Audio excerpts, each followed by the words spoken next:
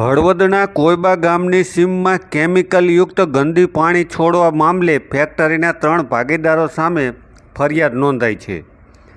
હળવદ તાલુકાના કોયબા ગામમાં આવેલી કેમ્પ્રો ઇન્ડસ્ટ્રીઝ નામની ફેક્ટરીમાંથી આજુબાજુના ખુલ્લા ખેતરોમાં કેમિકલયુક્ત ઝેરી પાણી છોડવા મામલે CID ક્રાઇમે સપાટો બોલાવ્યો છે.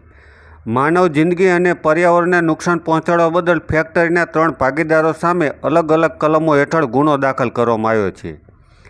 CID ક્રાઇમ ગાંધીનગરના detective police sub inspector Aniruddh Chaturdan ઈસરાણીએ નોંધાવેલી ફરિયાદ મુજબ હળવદના કોયબા ગામની સર્વે નંબર 270 પૈકી 2માં આવેલી કેમ્પ્રો ઇન્ડસ્ટ્રીઝમાંથી નીકળતું કેમિકલયુક્ત પાણી આજુબાજુના ખુલ્લા ખેતરો અને જમીનમાં છોડવામાં આવતું હતું. આ ફેક્ટરીમાં સિલિકાનું ઉત્પાદન થતું હોવાનું માલિકોએ તપાસમાં દરમિયાન જણાવ્યું હતું. તપાસ દરમિયાન પાણીના નમૂના લઈ FSLમાં પરીક્ષણ અર્થે મોકલવામાં આવ્યા હતા. FSL અધિકારી MM શાહના રિપોર્ટમાં આ પાણીના નમૂના હાઇડ્રોજન ક્લોરાઇડના મુક્ત મૂલકોની હાજરી મળી આવી હતી. આ હાઇડ્રોક્લોરાઇડ એસિડના ઘટકોવાળું ગંદુ પાણી જાહેરમાં જમીન પર છોડવાથી માનવ અને પશુઓની જિંદગી માટે જોખમકારક છે તેમજ આજુબાજુની જમીનની ફળદ્રુપતા અને પર્યાવરણને નુકસાન થાય તેવી જાણવા હોવા છતાં ફેક્ટરીના માલિકો દ્વારા આ ગંભીર કૃત્ય કરવામાં આવ્યું હતું.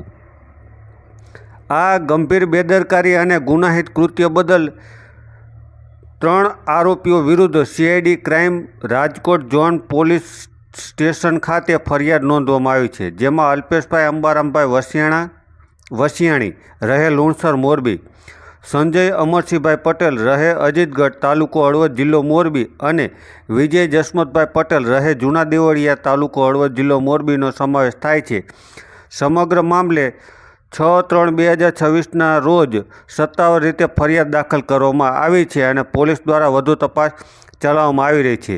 જે રીતે વાત કરવામાં આવે તો હળવદ તાલુકાના કોયબા ગામની સીમમાં આવેલી આ ફેક્ટરી સામે કાર્યવાહી કરવામાં આવી રહી છે, ત્યારે વિવિધ જગ્યાઓ દ્વારા કેમિકલ ફેક્ટરીઓ ધમધમી રહી છે અને તેને લઈ GPCB દ્વારા પણ યોગ્ય પગલાં લે તે જરૂરી બન્યું છે. હાલ તો જે પ્રકારે CID ક્રાઇમે સપાટો બોલાવ્યો છે તેને લઈ કારખાનેદારોમાં ફફડાટ વ્યાપી જવા પામ્યો છે.